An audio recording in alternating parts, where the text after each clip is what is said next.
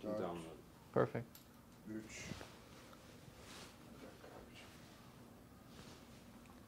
4, 3, 2, 1. Are you ready? Yeah. First of all, I'd like to thank you for this interview. You wrote a book called ISIS, and you're telling about the story of and the background of this terrorist organization, and you are calling it as a terrorist army. Mm-hmm. So, I'm going to ask you questions about this, but first of all, please tell us about the story of your book. How did you decide, and how did you write it? So I have a co-author, Hassan, Yeah. who is a Syrian national. He's from Abu Kamal. So in the Jazeera, where ISIS has now essentially conquered 1/3 of Syrian territory. So for him, the book is personal because this is his country. Mm-hmm. And for the last 4 years and change, he's seen his country, destroyed. I think we both agree that putting Syria back together again is the work of probably decades, if it can even be achieved at this point. For me, it was also personal because I started reporting on the Syrian revolution in June of 2011. And I went into Syria in the summer of 2012 with the Free Syrian Army convoy going into Aleppo as they had liberated the Bab al-Hadid quarter of Aleppo city. I spent one night in Al-Bab, a town that has now been taken over by ISIS. So the people that I got to know, that I met firsthand, the family I stayed with in the safe house, they've all been driven from their land or killed or arrested by ISIS. So for me, it was watching what started out as a very noble pro-democratic revolution, or actually a protest movement just calling for reform, become a revolution, then an armed insurgency, and then slowly degenerate into jihadism. Now, that's not to say that there aren't still the good revolutionary components to what's happening in Syria. You have the White Helmets, which are running humanitarian aid and rescuing people in the rubble that have been from areas bombed by the Assad regime. You have people in Raqqa. There's a group called Raqqa's being silently slaughtered, which is standing up to Daesh, doing civil resistance very quietly, covertly. So these are the people we need to support in Syria. So for me, the book was about trying to rescue, not just explaining ISIS and its origins, but also trying to undermine the current vogue narrative in the media, which is Syria was always about jihad. It was always about terrorists. It was always Daesh. It was always, we have to make a deal with Assad. No, we argue that, if anything, Assad has facilitated, he has underwritten ISIS by allowing them to take over territory, by letting them be uncontested. Mm-hmm. He focuses his ire on whom? Civilians, Free Syrian Army, and other Islamist brigades. The opposition he does not want to see succeed. ISIS he is mostly left alone.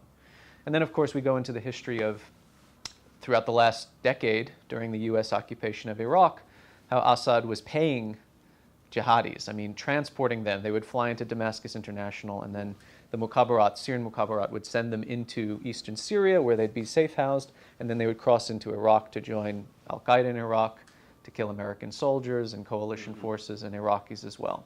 So this idea that Assad is an enemy of jihad or terrorism, it's nonsense. So we try to explain sort of the political origins of ISIS, as well as now the military component. Yeah. I was thinking to ask later, but now you mentioned it, so I will ask. There were some rumors and allegations that the Assad, at the very beginning of the civil war, he sent all the jihadists and al-Qaeda prisoners from the prison. They sent them free and made an agreement with them. You're going to come back to Syria and fight against the this rebel forces. Yeah. And you are also mentioning this in your book, in this section of the general the jihadist amnesty. Right. Part. Yeah. So, what can you tell us this?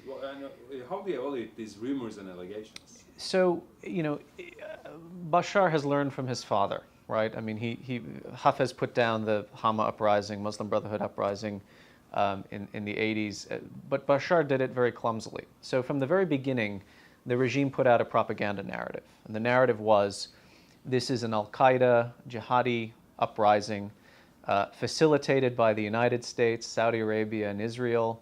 The whole thing is a conspiracy, and we are fighting terrorism. And of course, this was nonsense from day one, because the people protesting, it started in Damascus, the revolution.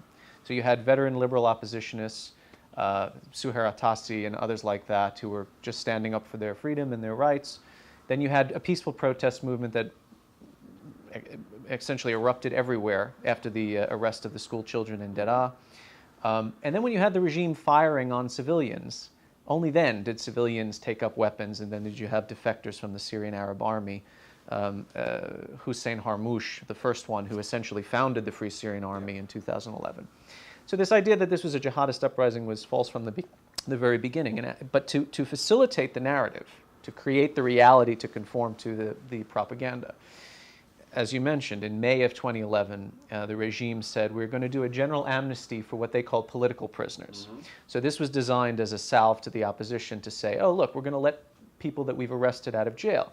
The problem is they didn't let out of jail dissidents and political prisoners. They mostly let out of jail jihadis or Salafis.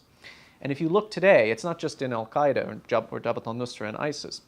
If you look at the top Islamist brigade commanders, or at least as of 6 or 8 months ago, all of them had spent time in Syrian prisons, mm-hmm. right? They were all let go under this general amnesty. There are allegations that Jolani, the head of Nusra, was also released from a Syrian prison at some point, although we're not able to prove that. But absolutely, there are plenty of fighters, rank and file, but also in the middle cadres or upper echelons of ISIS and Nusra, who spent time in Adra prison, or sorry, I'm blanking now on the other big prison. Mm-hmm. Maybe we can redo this bit. Yeah. What is the other prison called? The famous one. Yeah. Adra is in Damascus, and then the other one in Damascus or outside is